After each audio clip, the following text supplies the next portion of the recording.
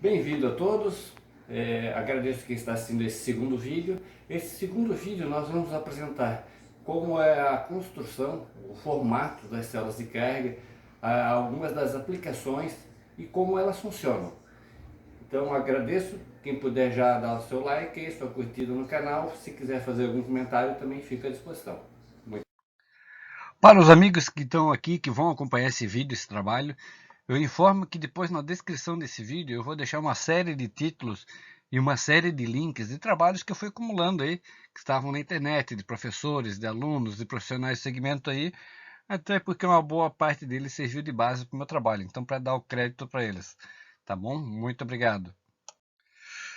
O nosso trabalho ele tem o intuito de fazer a apresentação de uma série de aplicações, uma série de formatos de células de carga. E não tem como a gente fazer um trabalho bem interessante sem mostrar a base dele, a base das células de carga, que é um extensômetro, né? No nosso caso, extensômetro strain gauge, que é o tipo de resistência elétrica, tipo folha. Esse extensômetro ele é composto de uma camada isolante, que a gente chama de base do extensômetro, e sobre ela a gente aplica um microfilamento de material condutor, que a gente chama de grade resistiva. Esse conjunto é colado em uma superfície e depois que ele é colado nessa superfície, nessa estrutura, ele vai se tornar solidário a ela, ou seja, se a estrutura deformar, o extensômetro vai deformar junto. E como ele vai deformar, ele vai ser tracionado ou comprimido, a resistência dele vai se alterar.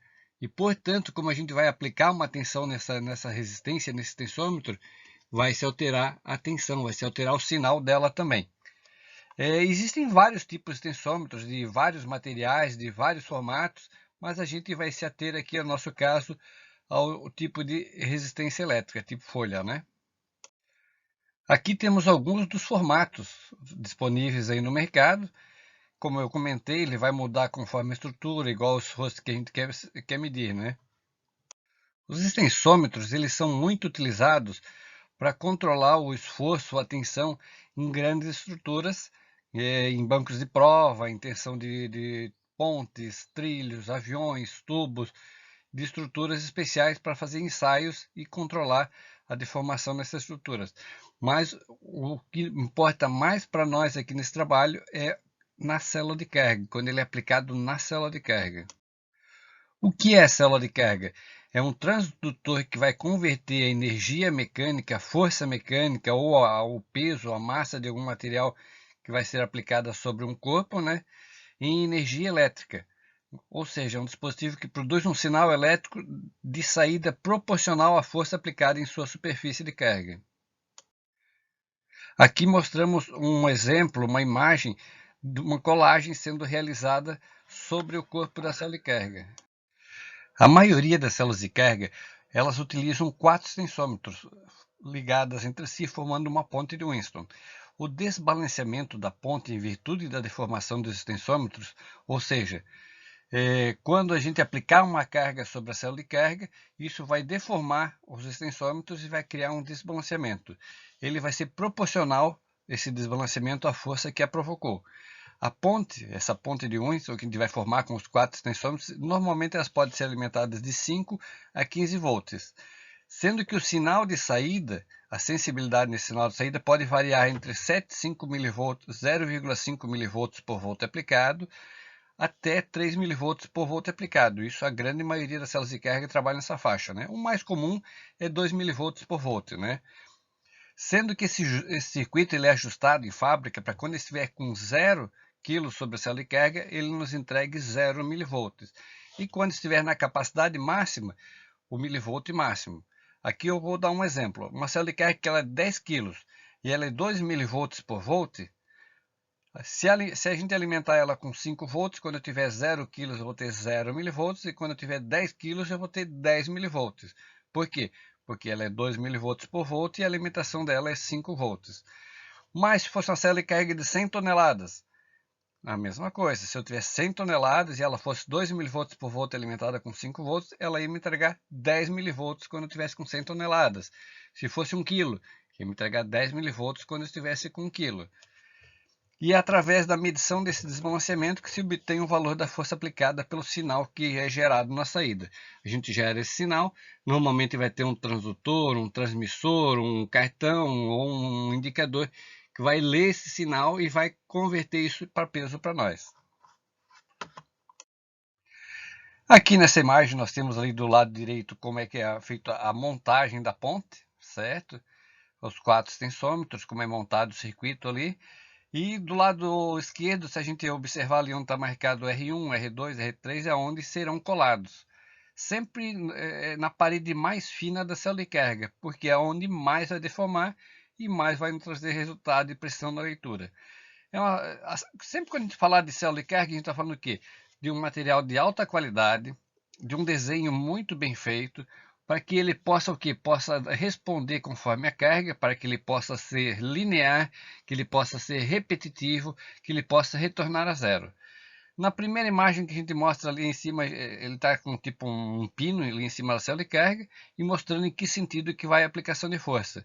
E após ali na imagem abaixo, a gente vai ter ali as resistências, duas com a letra T e duas com a letra C, ou seja, duas resistências estão sendo tracionadas e duas estão sendo comprimidas. Mais uma imagem para ilustrar a aplicação de força. Sempre quando a gente estiver falando em plataformas, pequenas plataformas instrumentadas com uma única célula de carga, a gente tem que buscar, sempre que for possível, que a aplicação de força seja central, ou pelo menos que a plataforma esteja com o centro da plataforma coincida com o centro da célula de carga. Principalmente porque a gente tem que levar depois em conta também o tamanho de plataforma que o sistema aceita, né? Mas esse é um assunto que a gente vai ver mais para frente, né? Aqui uma imagem mostrando a célula de carga fixa e recebendo um esforço lá no outro extremo dela e alguns pontos nas paredes mais finas, está amarelado, avermelhado, que é onde realmente o sistema mais vai receber esforço, mais vai deformar ali, né? Agora, alguns modelos e formatos de células de carga. Célula de carga é a compressão, né? Ela vai sempre receber um esforço que irá comprimir ela. Células de carga a tração. O corpo dela é construído somente para receber tração, né? Ela até pode, alguns modelos até podem receber compressão, mas não é o objetivo delas, às vezes, dependendo do modelo, pode vir a danificar, né? Células de carga de cisalhamento. São dois dos formatos de células de carga mais comuns no mercado, que é a Scherbin Single Point, que é a que está à direita acima e a que está à esquerda abaixo. O pessoal às vezes comenta como compressão, né? Ou às vezes até por hábito no mercado cita como compressão, mas são células de carga de cisalhamento. Células de carga de torção. Aqui é uma que lembra, vamos dizer assim, quase um mancal, né? Muito usados em ensaios de motores, algumas aplicações nesse sentido. Célula de carga de flexão. Normalmente são células de carga de grande capacidade. São células de carga precisas e que recebem o esforço central.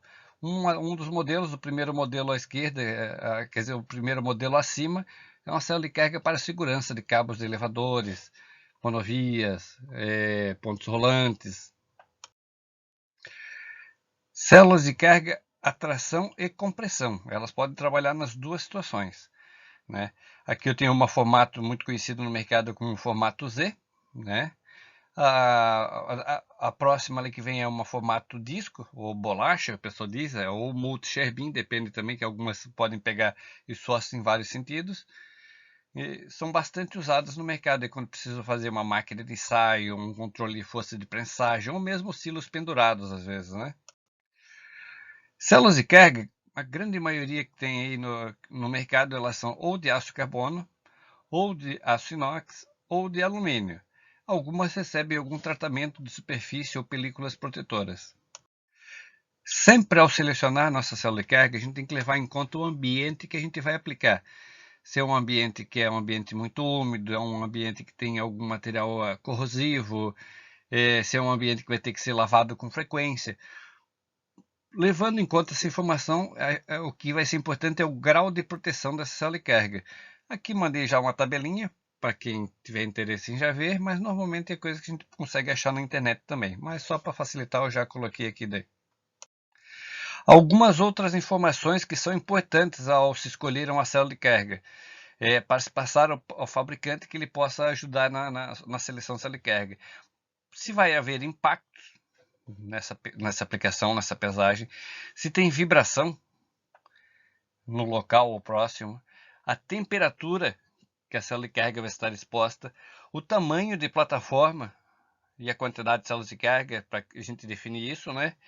Se há risco de tombamento, às vezes um silo externo muito grande que vai estar exposto ao vento, se ele tiver uma altura em relação ao diâmetro muito maior do que 3 vezes, né? Ou seja, ele esteja 3 vezes mais alto do que o diâmetro, a gente começa a ter que ter cautela e de repente criar alguns sistemas para proteger isso daí.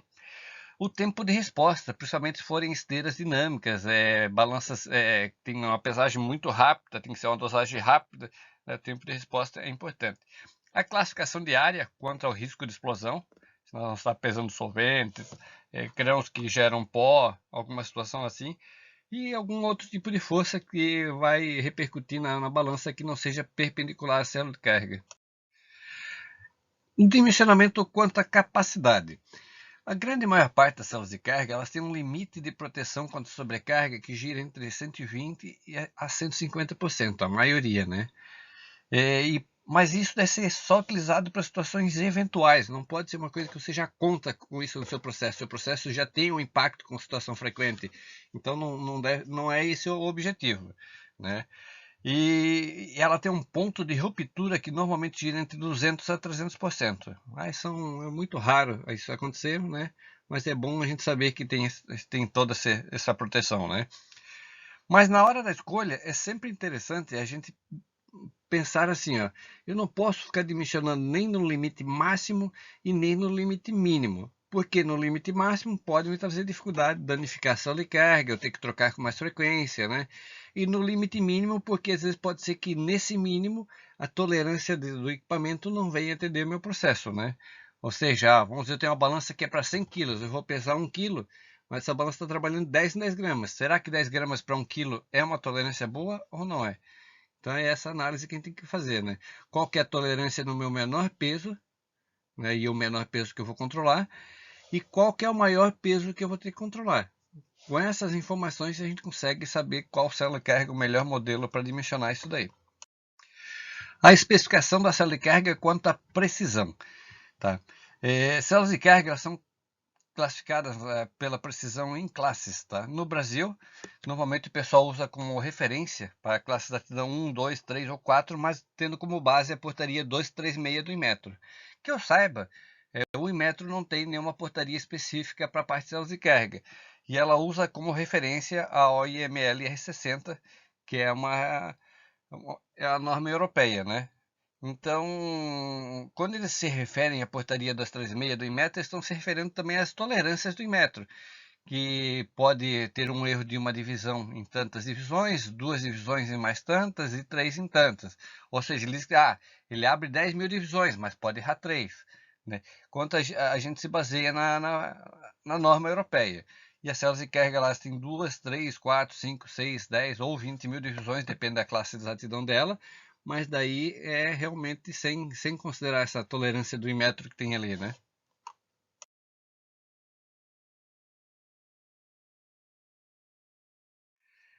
Tipo de sinal e tolerância no sinal. Tá? Então, os dois tipos de tolerância, os tipos de sinal mais comuns que tem no mercado, tá? É 1 mV, 2 mV e 3 mV. Esse é o mais comum. Ou algumas que ficam dentro desse espectro, né? Dentro dessa faixa aí. Com tolerâncias que normalmente elas vão variar de 0,1, mais ou menos 0,1 a mais ou menos 10% nessa resposta. E quando a gente vai usar isso de forma individual, isso não importa para nós, porque a gente vai ajustar aquela célula de carga ao transdutor que está no local e vai funcionar perfeitamente. Porém, se eu for aplicar mais de uma célula de carga no mesmo sistema, 3, 4, 5, essa tolerância entre elas começa às vezes a me trazer alguma dificuldade. Então eu tenho que buscar células de carga com tolerâncias menores ou ter uma caixa de junção que me permita fazer o ajuste do sinal delas. Das duas situações uma, né?